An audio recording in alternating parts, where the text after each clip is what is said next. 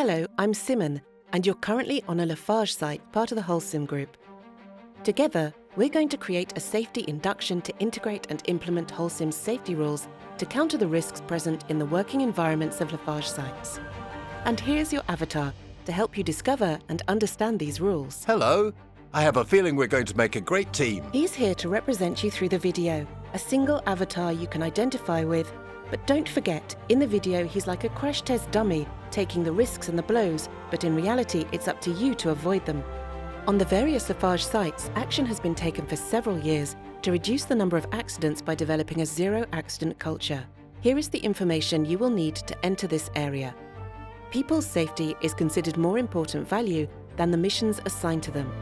Risky situations are not ignored, and risky behaviour is not tolerated by managers and employees alike. Each line manager is responsible for organising the work of his or her teams in such a way as to control safety risks, and employees are constantly concerned not to injure themselves in the course of their work. Keep in mind that the health and safety of the people working on these sites is a fundamental Lafarge value. You'll need to show visible leadership and responsibility to successfully complete your mission.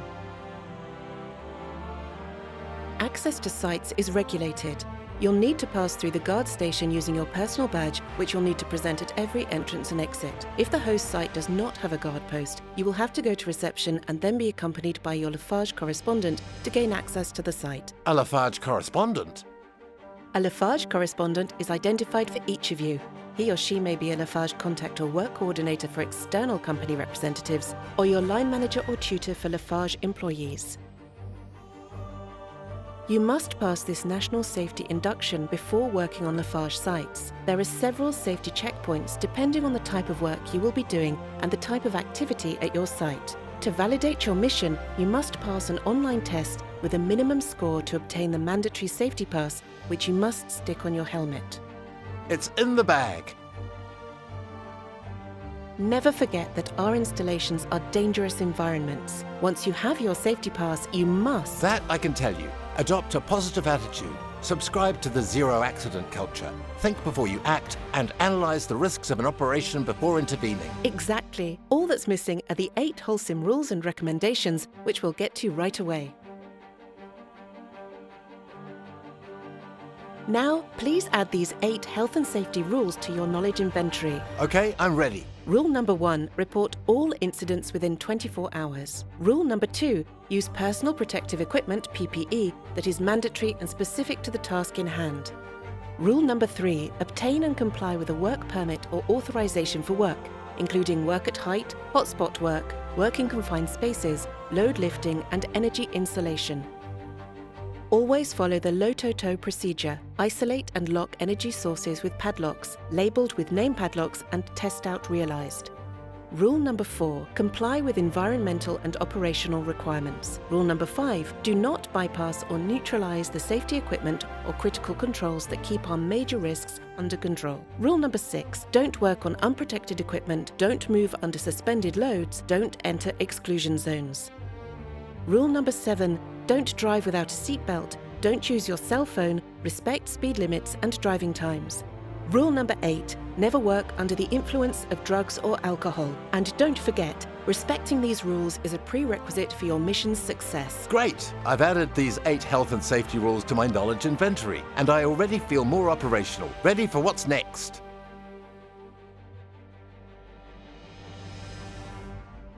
To fulfill your mission, you'll have to take action in dangerous situations. You will therefore have the right and duty to interrupt a work site in the event of serious and imminent danger to any person.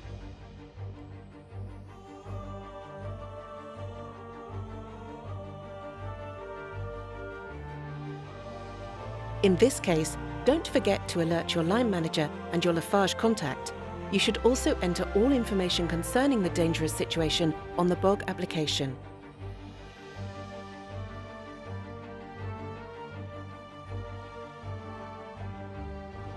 You must always comply with the host site's rules and regulations.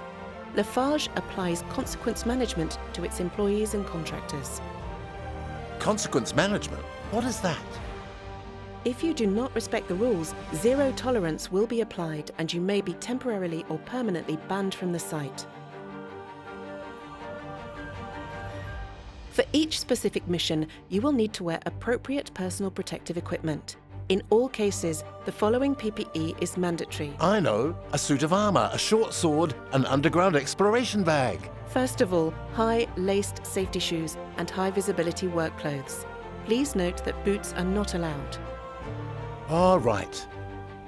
Gloves suitable for the job, sealed goggles and a helmet with chin strap bearing the company name and valid safety pass. And question, what about people wearing eyeglasses? They must wear safety sealed goggles, which can become airtight if fitted with elastic, or an airtight mask over the goggles. Helmets with integrated visors are not permitted.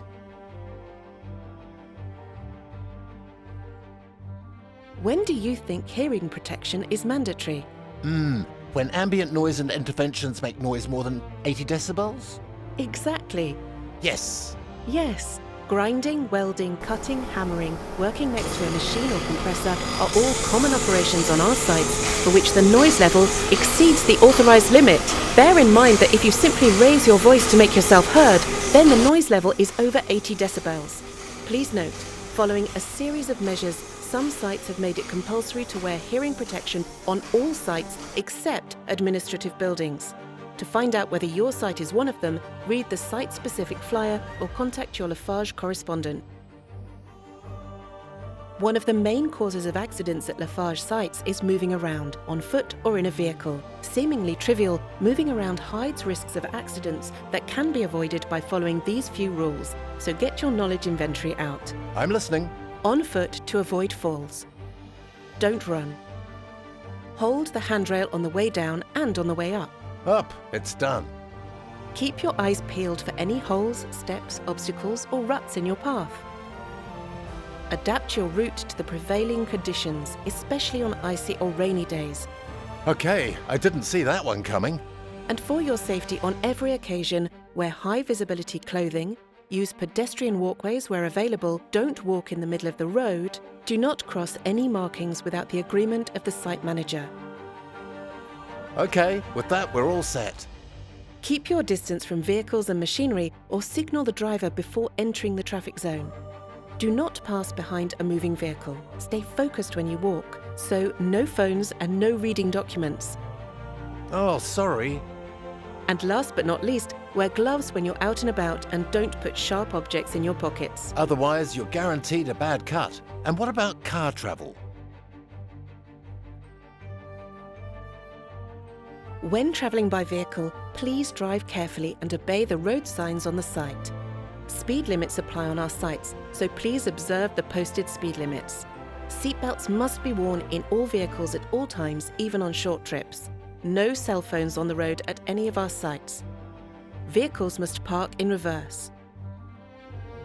In the absence of a fixed wheel locking system, you must use wheel chocks on your machines and trucks when not in use. Formally check the condition of your mobile machinery or heavy goods vehicle before using it. Remove the key from your vehicle when you're not using it. A valid driving license for light and heavy vehicles and a driving authorization signed by your employer for mobile equipment is needed. In addition, driver training and assigned safety protocol are mandatory for all goods transport. And here's a little extra information. When parking on the site, it's good practice to give the driver a temporary magnetic safety pass bearing the vehicle's registration number. Everything is noted down, and personal cars are not allowed on the site, I suppose. That's right. And for outside companies, you need to ask your Lafarge contact for permission to park near your worksite.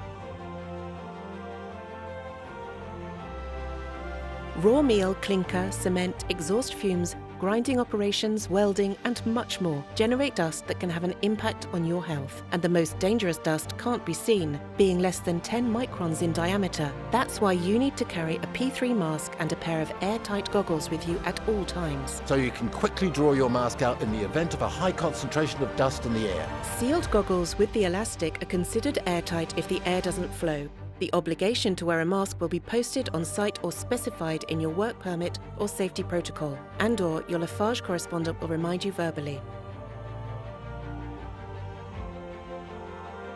What do you think you should do when getting in and out of your vehicle? So, always face the vehicle and... Always respect the 3 contact points. Hands on the security bars and one step at a time.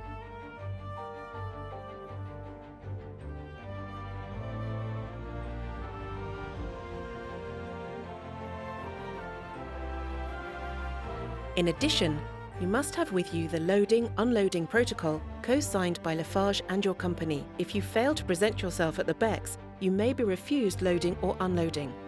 The plant must ensure 100% of drivers are familiar with the loading-unloading protocol on site. Finally, wheel chocks on both sides are mandatory. And what about PPE? Of course, basic PPE, helmet, goggles, gloves and high-visibility clothing is mandatory. Added to the inventory. For several years now, we have been seeing improvements in our safety results. That's because we play by the rules. However, serious and deadly events continue to occur. They are remarkably similar and they repeat themselves. What more can we do? All these events were analysed and several undesirable situations emerged. Please write them down. Being in contact with moving equipment, incident with a mobile machine, engulfment, to fall from a height, incident related to building integrity and structure, coke or coal workshop explosion, flammable product fire, contact with hot material, road accidents, respiratory diseases, rescue plan failure, uncontrolled water discharge. I've heard of the CCM. What is it? The CCM is an improvement method designed to verify the effectiveness of our major risk prevention and protection measures. It is based on an analysis of fatal accidents that have occurred within the Holcim Group. It's vital to focus on these major risks, as any deviation systematically leads to serious consequences. And now, buckle up. We're going to go into more detail with these major risks. Machines in motion are very dangerous and have injured or killed several people on our sites. To prevent such accidents, Lafarge has drawn up a set of rules to be observed when working on or in the immediate vicinity of a machine in motion. I'm going straight to my knowledge inventory. Work near a machine in motion will only be authorised if all protective devices are in place and if the work allows a sufficient distance to be kept between the machine in motion and those working on it. Meaning? This means that clothing, tools, hair and any part of the body must be at a sufficient distance. Installations must be locked out before any work is carried out. The operator must not modify, misuse or remove control, locking or signalling devices. It's a serious offence that can lead to exclusion, isn't it? Exactly. And it is forbidden to climb, sit, run, stand, touch or walk on or under exposed parts of moving machines. I won't do it again. Operators must be trained and prepared to operate and maintain moving machinery. And we will be. You must ensure that no one is near the moving machines when they are started up, and you must report any unsafe condition or behaviour. Come on, let's move along.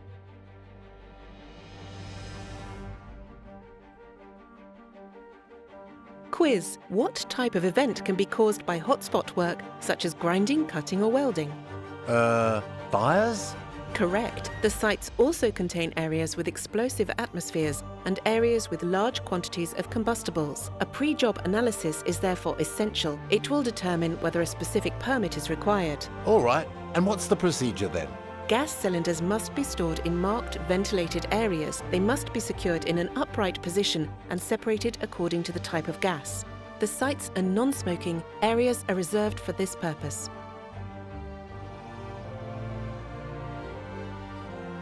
And now, a quick update on energy isolation. Don't forget, before visiting or working on any equipment or in its immediate vicinity, the installations concerned must be made safe to prevent inadvertent startup or the release of energy during your work. We'd rather not do that. All devices and information relating to energy isolation are written On the energy isolation permit. a copy of which must be posted on site. As a worker or manager, you must remember that any intervention requires the installation of at least one padlock on a device or on an energy isolation box. What are the characteristics of padlocks? Your padlock must be personal, nominative, and with a unique key. At the end of your intervention and with the agreement of the Lafarge correspondent, you must unlock the lock. The Lafarge project manager will help you carry out the energy isolation operation. This is carried out using the Latoto sequence: lockout, tagout, tryout. At the same time, he checks zero energy status for hazardous energies such as pneumatic, mechanical, hydraulic, chemical, kinetic, gravity, electrical, explosive and kinetic, ionizing and thermal. So is energy isolation really mandatory? Failure to comply with Lafarge energy isolation standards exposes you to a major risk of serious and potentially fatal accidents. Don't forget, working on running machines is strictly forbidden. Oh, right. And the consignment rules also apply during test out, I suppose. Correct. If this is not the case, the intervention must be the subject of a written procedure or SOP, Safety Operations Procedure, validated by the site manager, and Latoto rules also apply during test out. It is preferable to define operating procedures that give priority to working on the ground in order to eliminate the risk. If this is not possible, you must use fall protection equipment, either by installing fixed protection, such as walkways or guardrails, or by using temporary work platforms, such as scaffolding, aerial work platforms, or individual rolling platforms to prevent falls. What if you can't install these materials? In this case, the use of personal protective equipment, such as harnesses on anchor points or lifelines, is authorised. You'll need to draw up a permit to work at height whenever your work requires you to wear a harness with a fall arrest system. If you're working with a cherry picker, you'll need to draw up a specific work permit for the cherry picker. No, ladder work is only a last resort, after the Lafarge correspondent has validated the means of preventing falls. Well, I'm putting it back. On the other hand, work on light rolling platforms or rolling scaffolding is authorised. Before intervening, you must check their condition and stability. Everything is up to standard. Scaffolding must be erected by persons qualified to carry out this type of operation. Once the scaffolding has been erected, it must be checked daily before use. If the scaffolding is not to be used during the week, it will have to be checked every week by an authorised person or organisation who will grant access authorisation. It is strictly forbidden to modify scaffolding, even temporarily. Any modification exposes you to penalties. But what if I need to modify it? If necessary, modifications must be made by authorised personnel, and the modified scaffolding must be reapproved. Check that your scaffolding is in good condition every day before using it. Until the authorised access sign is displayed, access is forbidden. Each scaffolding access hatch must be fitted with a safety cleat to ensure that it is self-folding. Let's rewind to the Works at Height permit. Does this apply to everyone? The Work at Height permit applies to all work at height involving the use of a harness, fall arrest device or lanyard with absorber. To use a cherry picker, you must have A CASES certificate and a driving authorization, a certificate of medical fitness, the certificate of conformity of the equipment, and knowledge of the operating instructions. Of course. The cherry picker operator must always wear a harness and a permanently attached short lanyard to stop the basket from being ejected. 2 specific PPEs to add to my inventory. A sock absorber is not permitted in the basket of the cherry picker. Only a short lanyard may be used. The chin strap is attached to the helmet. Avoid tying yourself to the rail. A supervisor familiar with emergency maneuvers will be positioned at the foot of the cherry picker to intervene in the event of a problem. It's all good. It is also strongly recommended to test the ground controls before using the cherry picker. And above all, never leave the cherry picker in the raised position to access a worksite. Climb onto the guardrail or get out of the basket. Use a cherry picker as a crane to lift loads.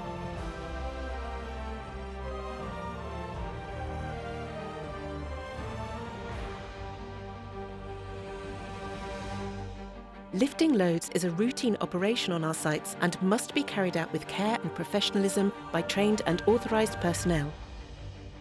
Each role must be defined to ensure the safety of the operation. Regardless of the method used, crane, hoist, bridge, etc., a complex lifting permit is required for loads over 3 meters in height.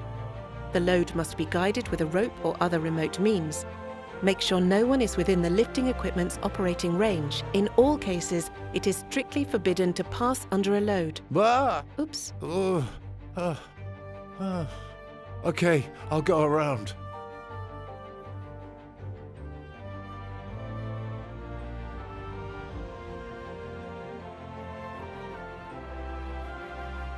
There are several confined spaces on the site.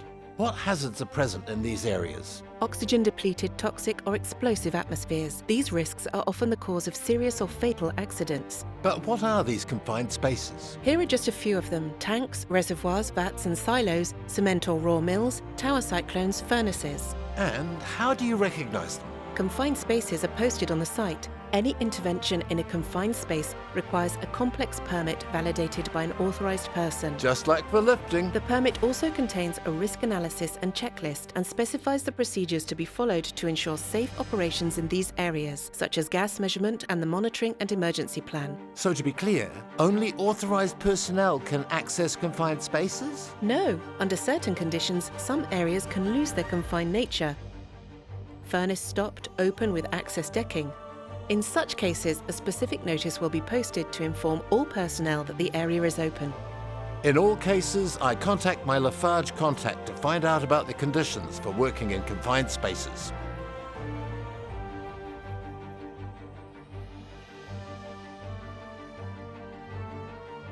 During your assignment, you will come into contact with electrical substations. Access to them and work on them are subject to clearance and authorization by the employer. Noted. No touching without authorization, otherwise you risk a flash arc, right? That's it. In addition, specific outfits of different classes must be worn when working in cells or drawers. As an external company, it is compulsory to draw up a two-step consignment certificate, as described in Standard NFC 18510 with your Lafarge contact. Oh, where's that consignment certificate? It is included with your work permit. Now, the most important thing is not to take any risks. Your electrical work must never be started without checking that no voltage is present and without consignment. See grounding and short-circuiting as defined in the certificate. And one last thing, all our systems start up automatically and remotely.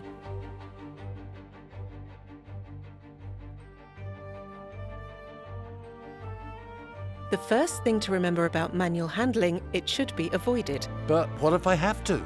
Well then, the application of these few gestures and postures must be systematic. Always estimate the load, always remove obstacles from your path, always bend your knees, always carry the load close to the body, always avoid repetitive movements, always avoid prolonged uncomfortable postures,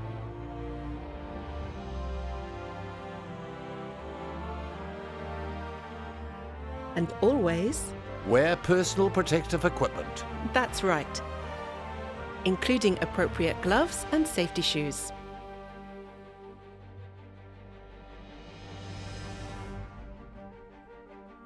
Still on the subject of hands. The use of hand tools such as grinders, drills, disc saws and sledgehammers or welding machines is very common on Lafarge sites. For all operations, it is mandatory to wear the appropriate personal protective equipment and to check the condition of the equipment before and after use.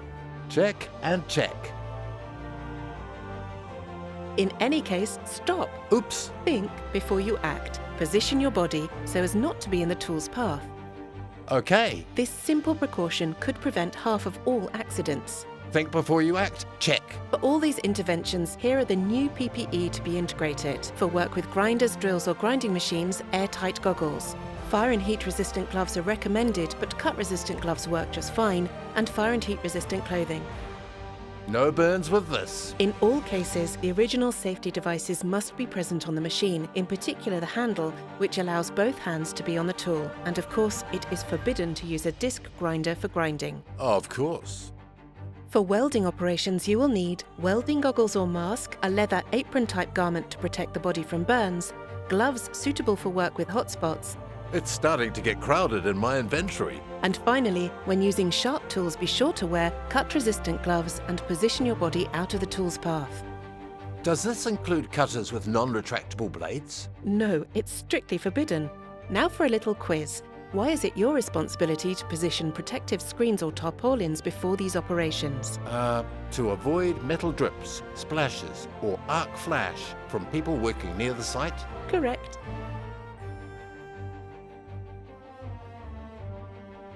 What does ATEX mean? Explosive atmosphere. Oh, right. Lafarge sites may include several fuel workshops, such as fuel, coke, DIB, animal flours, AFR, i.e. alternative fuels and substitute raw materials which are subject to ATEX regulations. ATEX zones are regulated, only trained personnel are authorised to enter them. And what are the risks? For all fuel workshops, the risks will be defined in the work permit drawn up by the Lafarge correspondent. Consult it before starting work to identify the risks, put in place the means of protection, and define the personal protective equipment required. Be careful when working with hotspots in these areas. All good. I've got my fire permit. There are, however, risks specific to these fuel workshops. I'd say fire, explosion, and Working on equipment using chemical products. Of course, smoking and vaping are still forbidden on the entire site, outside dedicated areas.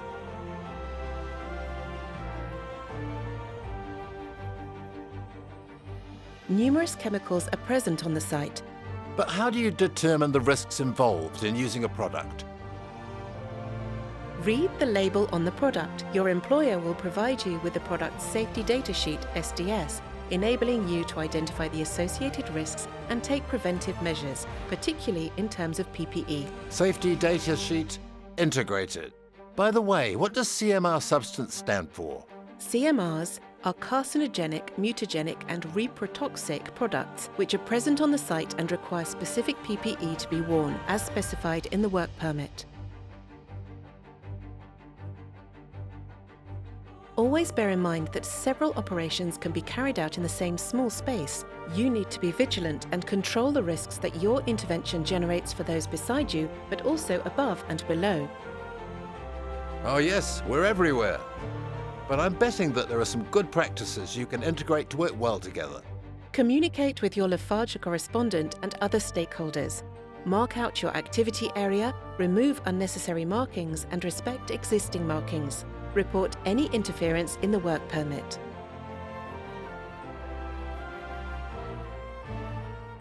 I've got a question. We've talked about safety regulations, but what about site management? That's a very good question. A word to the wise, preparation is the key to your safety. Before the worksite, here are the 4 main actions. You must analyse risks, communicate with your staff, set potential energies to 0, and lock out the installation you're working on. It's time to take the knowledge inventory. Now let's imagine you're a site manager. To follow these 4 key steps, you must plan safety reception for operators, familiarise yourself with the elements of the prevention plan and the work permit and communicate them to those involved. Communicate operating procedures and authorisations to the Lafarge correspondent. Display safety documents on site. Ensure compliance with the consignment procedure and safety rules. Noted, noted, and noted. Now what if I'm a worker? So, if you've been following along, what's the first step? Having received the safety welcome from my site manager, Exactly. And you must have been informed of site risks, operating procedures, and prevention plans. Correct. Now that you've got all this information down, you'll need to know how to proceed, as well as the site's emergency plans and assembly points. Okay, that's done. You must also sign the work permit and secure the installation with your own personal padlock. Okay, everything's locked. And last but not least, it's worth repeating, respect safety rules. That's set in cement. Now for a final role play. If you're a Lafarge correspondent, And hop. don't forget, always prepare your work site with safety in mind. Always, always, always. You must have the operating procedure for the intervention, the clearances and authorisations, and the safety reception validated for the participants. They're all here. You must also communicate the prevention plan to the outside company and to the CLSSCT. Also known as the Health, Safety and Working Conditions Committee. Next, you and the external company must carry out a risk analysis using the work authorisation tool, the associated permits, and the energy isolation certificate if required. Please note, I'm all ears. an operating manual with preventative measures supplied by the external company does not in itself constitute a risk analysis of the work to be carried out. Where's that? Risks related to our site and coactivity or interference with our equipment are not included. And last but not least, you must accompany the subcontractor from start to finish.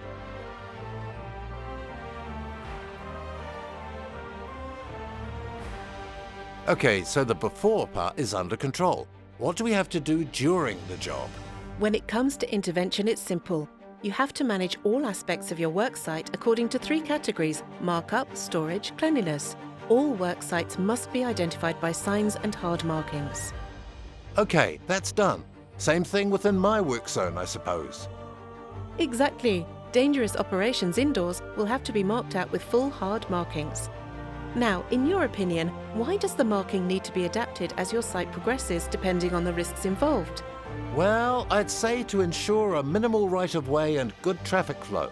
Correct. When setting up your site, we recommend that you identify 3 distinct zones: Okay, what are they?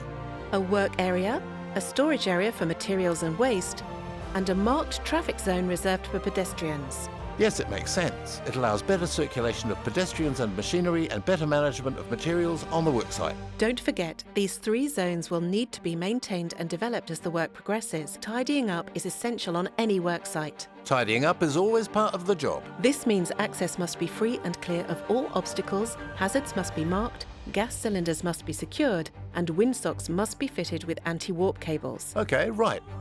That goes there. Electrical cables and windsocks must be positioned so as not to cause a fall. And of course, waste must be disposed of as and when necessary. Consequences are managed with a point-based license. What is that? You get 12 points on arrival and lose points for any deviation. Okay, we've got to behave.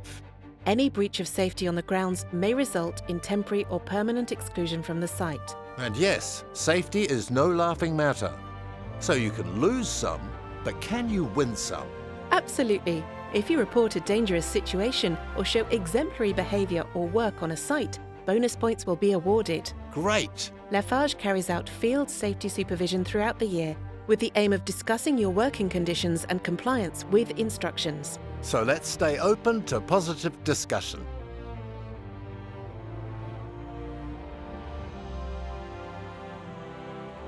So, before, check. During, check. And once the operation is over, what happens next? Well, your Lafarge correspondent will check the work with you and confirm that the work is complete. It's vital that site withdrawal operations are carried out with care to prevent accidents. I couldn't agree more, but how do you do it?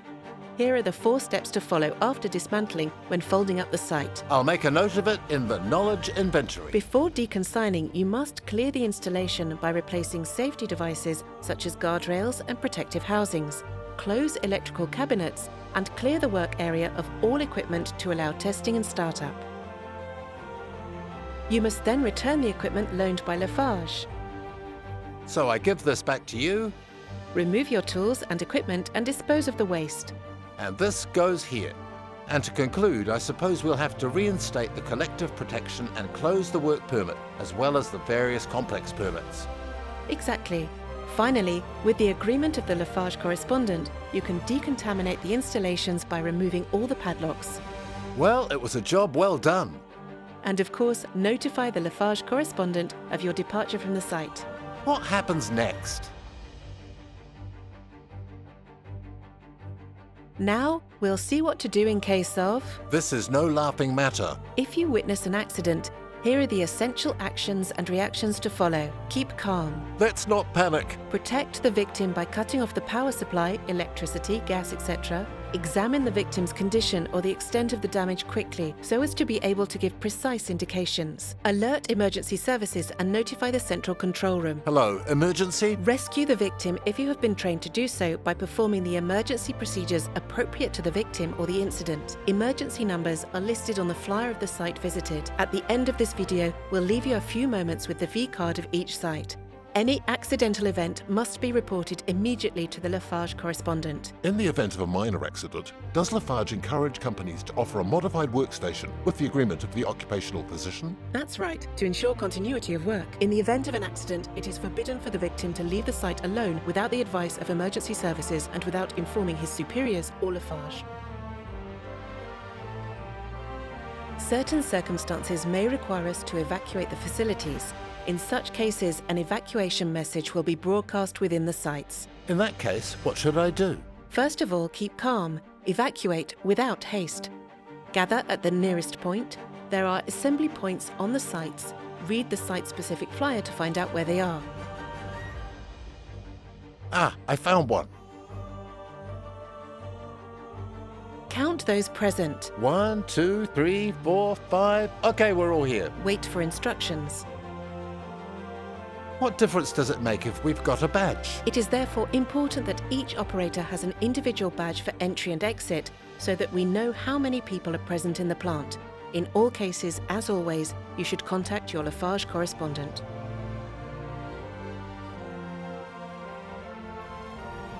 We're nearing the end of the video, Oh, already? but before we go any further, here are a few legislative details to keep in mind at all times. My inventory is already out. You must always comply with the French Labour Code, in particular the legal working hour thresholds. What do you mean by that? The working day may not exceed 10 hours. Daily rest must be at least 11 hours. The working week may not exceed 48 hours. The weekly rest period must be at least 35 hours. This is for information purposes only. Please see the French Labour Code for details. Thanks for the clarification. But then I have a question. If we feel in danger in our workplace, what should we do? If you feel you are in danger, you have the right to exercise your right of withdrawal and stop your work. In this case, inform your line manager and the Lafarge correspondent. Working after consuming alcohol and/or drugs can lead to a drop in productivity and quality of work, have a negative impact on your company's image and, above all, cause accidents.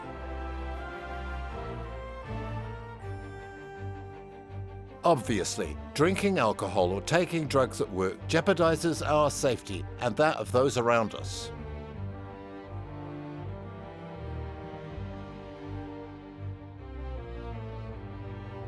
We remind you that it is forbidden to bring alcoholic beverages into Lafarge Cement establishments. You shall not pass. Depending on the company's internal regulations and in the event of suspicious behaviour, scheduled or unannounced drug and alcohol tests may be carried out. Bodies such as the DRIL regularly audit our plant to ensure compliance with the requirements of this prefectural decree. But at Lafarge, we are strongly committed to respecting the environment. So of course our factory is committed to minimising its impact on the environment.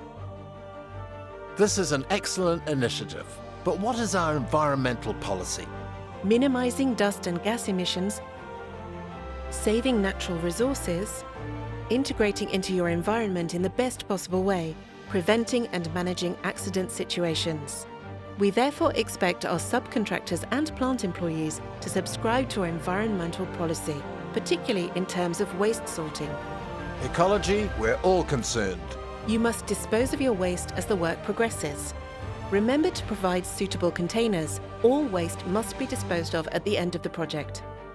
I'm adding this new piece of equipment. You are responsible for the disposal of your waste and are not allowed to use our sorting facilities unless you are authorised to do so when you sign the contract. No, this is not the place to dispose of waste. Don't forget, pollution from leaks or spills can have serious environmental impacts. How do we stop it? Your hazardous products must be stored in spill containment, and you need to bring sufficient absorbents with you. And if an accident does occur, as always, notify the Lafarge contact and take immediate steps to limit the impact of the pollution. Remember, if we fail to comply with these rules, Lafarge reserves the right to interrupt our work. The safety induction is now coming to an end. For your safety and that of your colleagues, always bear in mind that the risks in the field are numerous and can lead to serious accidents. Nothing justifies endangering a life. Working safely means working better. And of course, always have a 100% pro attitude. Thank you for taking this safety course all the way.